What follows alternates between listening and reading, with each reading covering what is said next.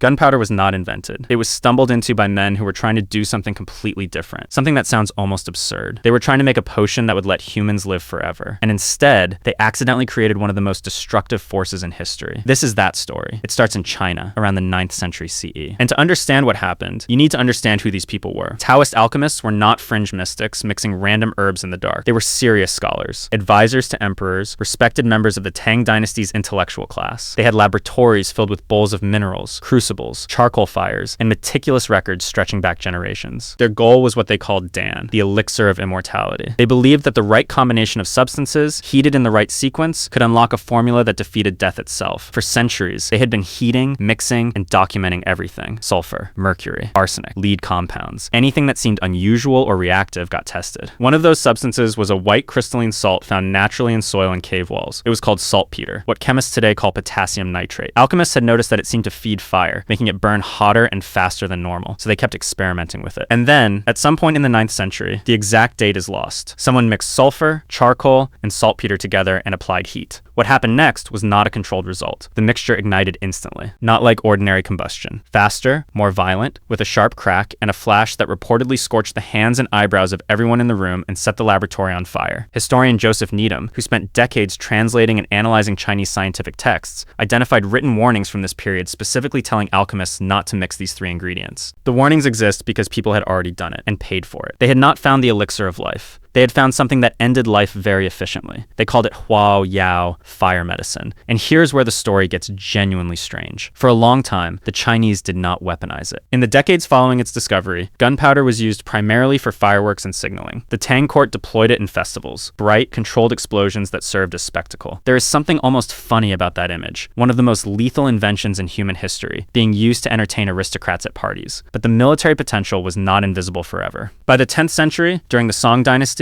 engineers began experimenting with gunpowder in warfare. These were not guns in any recognizable sense. Historians described firebombs, ceramic or bamboo containers packed with gunpowder and ignited before being thrown at enemy formations, flaming arrows with gunpowder-tipped heads, crude incendiary grenades, effective enough to keep experimenting. Historian Antonio Andrade, in his book The Gunpowder Age, documents how Song military engineers refined the formula over generations, adjusting ratios and testing container shapes, essentially doing weapons research without any modern framework for what that even meant. The big leap came with a device called the fire lance. This is the part most people have never heard of. The first firearm on Earth was not a metal pistol or a bronze cannon. It was a bamboo tube, packed with gunpowder and a projectile, held by a soldier and pointed at an enemy. Fragile, wildly inconsistent, sometimes more dangerous to the user than the target, but it launched something. And that idea, that a controlled explosion could propel an object at lethal speed, was the conceptual breakthrough that changed everything. Once that idea existed, it could not be uninvented. By the 12th and 13th centuries, the formula was spreading. Trade routes carried it west. Military conflicts between the Mongol Empire and Chinese, Persian,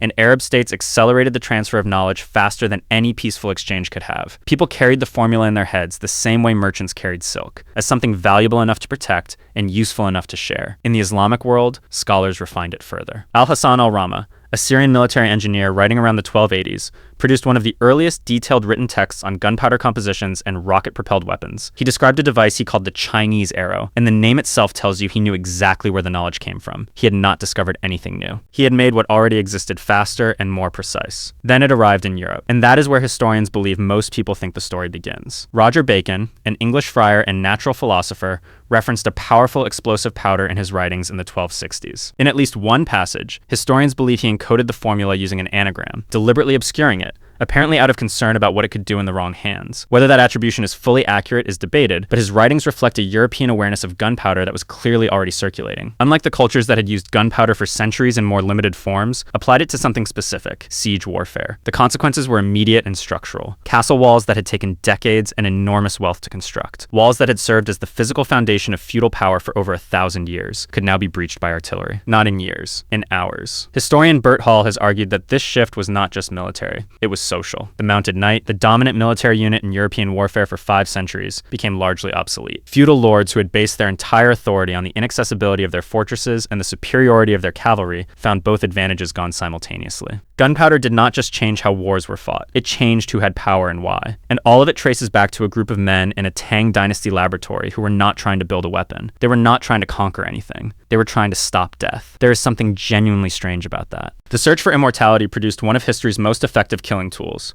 The alchemists who mixed sulfur, charcoal, and saltpeter were trying to extend human life indefinitely. What they created instead shaped the next 1,000 years of human conflict. You cannot plan for that kind of outcome. You can only stumble into it. And that is actually the most important part of this story. Not the gunpowder itself, but what it demonstrates about how discovery works. The alchemists were wrong about immortality. Completely wrong. But they were rigorous. They kept records. They tested things. They pushed into the unknown without knowing what they were looking for. And that process, that willingness to experiment past the boundaries of what was already understood, produced something no one had anticipated. Most experiments fail. Most mixtures do nothing. Most lifetimes of searching end without the thing you were looking for. But occasionally, in a laboratory filled with bowls of minerals and the smell of burning charcoal, someone heats the wrong combination of substances at the wrong moment, and the world splits open. The alchemists never found what they were looking for. They never found immortality. They never stopped death. But they did, accidentally, become the reason that every major war of the last 1,000 years was fought the way it was. Every empire that rose or fell because of artillery. Every castle that became rubble. Every battlefield that looked the way it did. All of it started with people who were just trying to live a little longer.